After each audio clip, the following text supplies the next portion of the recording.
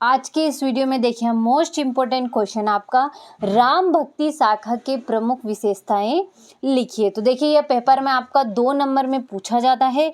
Most important क्वेश्चनों में से ये आपका एक है। तो देखिए राम भक्ति शाखा की प्रमुख विशेषताएं निम्न प्रकार है। तो देखिए इस तरीके से पॉइंट्स में के रूप में आपके लिए लेकर आए हूँ ताकि आपको कंप्लीट करने में कोई भी परेशानी ना हो और आपको अच्छे से जल्दी कंप्लीट हो जाए। तो देखिए पहला पॉइंट से आपका राम भक्ति शाखा के कवियों के इष्ट देव मर्यादा पुरुषोत्तम राम है। यानी कि जो राम भक्ति शाखा के कवि हैं, जो राम भक्ति शाखा के कवि हैं, उनके इष्ट देव मर्यादा पुरुषोत्तम राम हैं।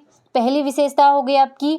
दूसरी है इनकी भक्ति दास्य भाव की है, यानी कि यह अपने इष्ट के दास के रूप में उनकी भक्ति करते हैं। यानी कि जो दास यानी कि जो नौकर के रूप में उनके इष्ट की भक्ति करते हैं।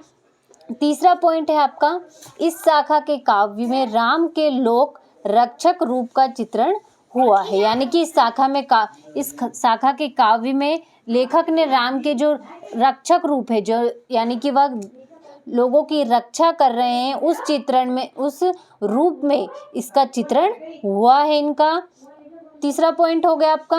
अगला है आपका इस शाखा के कवियों ने प्रबंध तथा मुक्तक काव्यों की रचना की है। यानी कि इस शाखा के जो कवियों हैं, यानी कि कवि हैं, उन्होंने प्रबंध काव्य और मुक्तक काव्य की रचना की है। तो देखिए इस तरीके से कुल 4 विशेषताएं दे रखी है। एक बार और हम अच्छे से पढ़ लेते हैं ताकि आपको कंप्लीट करने में कोई भी परेशानी ना हो। तो देखिए पहला पॉइंट है आपका जो राम भक्ति शाखा के कवियों की इष्ट देव मर्यादा पुरुषोत्तम राम हैं।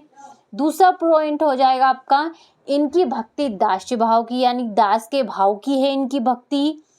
तीसरा पॉइंट है आपका इस शाखा के कवियों में राम के लोक रक्षक रूप का चित्रण हुआ है। यानी कि राम के लोक रक्षक, यानी वह लोकों की रक्षा करने के रूप में ही श्री राम का यहाँ पर चित्रण उसी रूप में किया गया है।